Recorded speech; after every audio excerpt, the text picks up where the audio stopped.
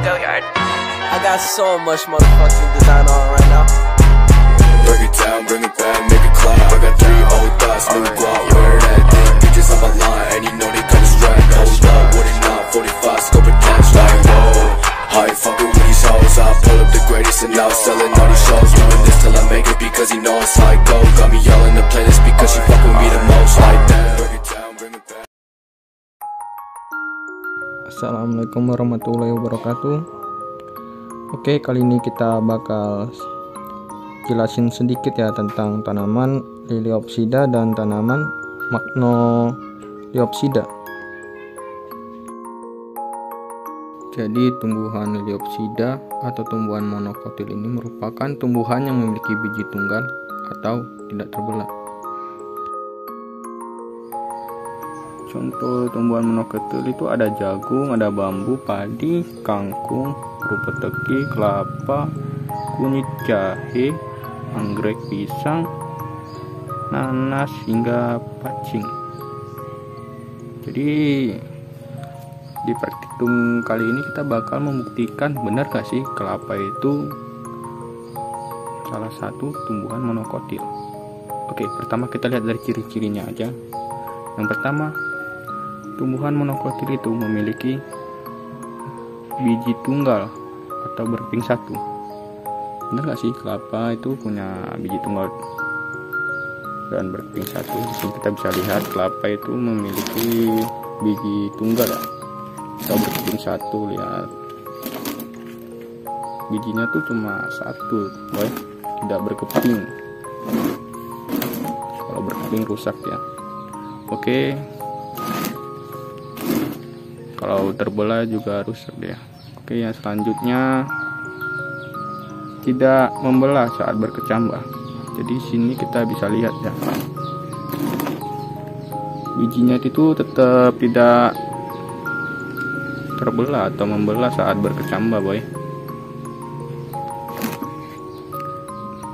Dan bijinya itu tetap utuh gitu, tetap ya bulat aja gitu. Oke, yang ketiga, terus ada akarnya serabut. Bener nggak sih akarnya serabut? Jadi kita bisa lihat di sini. Akar serabut itu akar yang banyak gitu, yang tumbuh dari pangkal batang. Dari pangkal batang, terus dia jumlahnya itu banyak. Terus ada serabut-serabut gini, boy. Ya, berarti cocok lah ya. Terus selanjutnya daun tanaman monokotil tuh daunnya berbentuk halus dan bertulang sejajar, boy. Di sini kita bisa lihat sih bentuk daunnya itu halus ya, dan tulangnya itu sejajar. Sebentar kita lihat ya, boy. Jadi itu daunnya kayak ya halus gitu. Terus juga ini kita bisa lihat ya, tulangnya itu sejajar. Sejajar tuh gimana ya jelasinnya ya? Ya ini gini lah, kayak yang kalian lihat, tulangnya sejajar. Selanjutnya itu tanaman monokotil itu batangnya tidak bercabang dan berruas-ruas kayak pohon kelapa ini lah, boy. Kan nggak ada cabangnya gitu, ini kan cuma daun gitu. Terus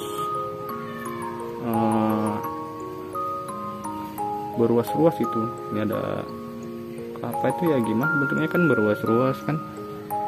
Ada ruas 1, ruas 2, ruas 3 sampai ya banyak.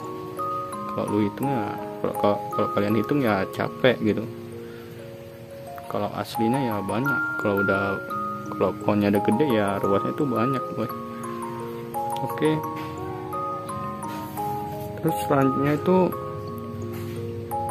tanaman monokotil tuh ujung batangnya itu dilindungi oleh koleoptil. Ini juga aku juga nggak paham ya, tapi ya mungkin ujung batang itu gimana. Di sini cuma ada daun gitu kan, juga nggak terlalu ngerti.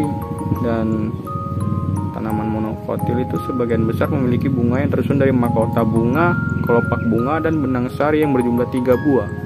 Kalau bunga kelapa tuh ya gimana mana bentuknya ya kayak gini lah kira-kira. Dan yang terakhir itu tanaman monokotil itu tidak mempunyai kambium pada batang maupun akarnya, itu jadi tidak ada kambium boy. Oke, segitu aja untuk tanaman kelapa ya. Oke, selanjutnya ada tumbuhan Magnoliopsida atau dikotil. Tumbuhan dikotil merupakan tumbuhan yang memiliki biji berkeping dua. Contoh tumbuhan yang masuk dalam kelompok dikotil yaitu tuh banyak ya boy. Contohnya ada mangga, pepaya, cempedak, sirih, belimbing, tanaman karet, pohon jarak, tumbuhan kacang-kacangan, cabai, hingga tomat. Oke, dan kali ini karena saya nggak punya pohon rambutan, jadi kita pakai pohon durian aja ya. Durian aja ya teman-teman. Oke. Jadi kali ini kita bakal membuktikan apakah benar tanaman durian ini termasuk tanaman dikotil atau enggak. Oke. Ciri-ciri tanaman dikotil yang pertama ada memiliki biji berkeping dua. Di sini udah nggak ada bijinya ya teman-teman. Jadi bijinya itu kira-kira itu seperti ini sih. Bijinya itu berkeping dua, bisa dibelah gitu. Tinggal pakai tangan atau pakai pisau juga bisa sih. Dan ya yang kedua ada membelah saat berkecambah. Jadi membelah saat berkecambah. Jadi di sini juga udah nggak ada lagi sih bijinya, jadi nggak terlihat itu membelah atau enggak. Jadi kira-kira itu bentuk biji durian saat terbelah itu seperti ini sih. Oke, yang ketiga ada akar tunggang. Akar tunggang itu gimana sih? Oke, akar tunggang itu bentuknya besar ya teman-teman. Besar, dan dia langsung tumbuh ke bawah gitu. Seperti ini sih, kurang lebih tumbuh ke bawah dan kuat gitu akarnya boy. Kuat sih, keras juga. Oke, selanjutnya memiliki batang bercabang. Kalau di sini sih cabangnya masih kecil-kecil lah teman-teman ya, jadi nggak terlalu kelihatan gitu. Cabangnya itu kayak gini loh, kayak gini. Kalau yang udah besar tuh kira-kira seperti ini sih. Oke, selanjutnya tulang daun oval atau berjari. Nah, tulang daun oval atau berjari. Jadi seperti ini ya teman-teman. Seperti ini dia. Kelihatan nggak sih? Jadi di daunnya itu ada tulangnya gitu. Tulangnya itu berbentuk oval atau berjari. Kalau di sini itu berbentuk oval ya teman-teman ya. Oke. Tidak memiliki tudung akar. Kurang ngerti juga sih sebenarnya tudung akar gimana. Tapi kayaknya di sini memang nggak ada sih. Nggak ada tudung akarnya ya. Yang oke, selanjutnya ada batangnya memiliki kambium. Di sini kita bisa lihat langsung ya teman-teman. Kalau kita potong ini pohonnya, ini ada nih kambiumnya. Sebentar ya, kita potong dulu teman-teman. Pakai kuku aja sih. Jadi itu adalah lapisan kambiumnya teman-teman. Kelihatan nggak sih teman-teman? Kelihatan nggak sih teman-teman ya? Nah, jadi yang di balik kulitnya itu ada lapisan kambium.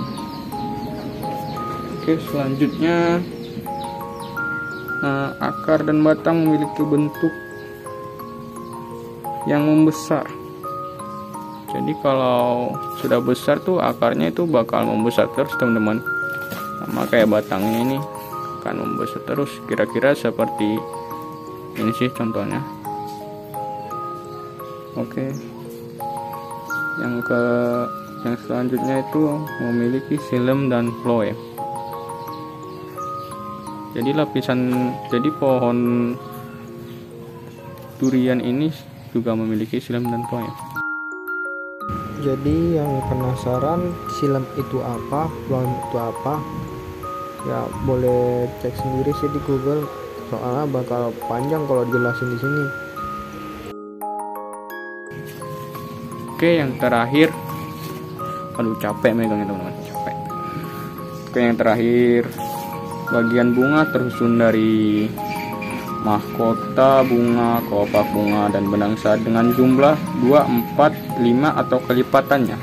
Jadi sini karena pohonnya masih kecil, nggak mungkin juga kita cabut pohon yang udah besar. Jadi kira-kira bakal seperti ini sih bentuk bunganya.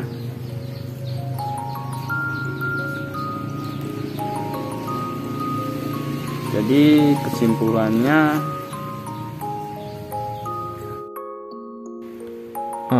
kesimpulannya itu tanaman kelapa ini tergolong tanaman Liliopsida atau tanaman monokotil. Dan yang satu lagi mana ya? Nah ini dia, tanaman durian ini tergolong tanaman Magnoliopsida atau tanaman dikotil teman-teman. Sekian sih dari saya, kurang dan lebihnya saya mohon maaf ya.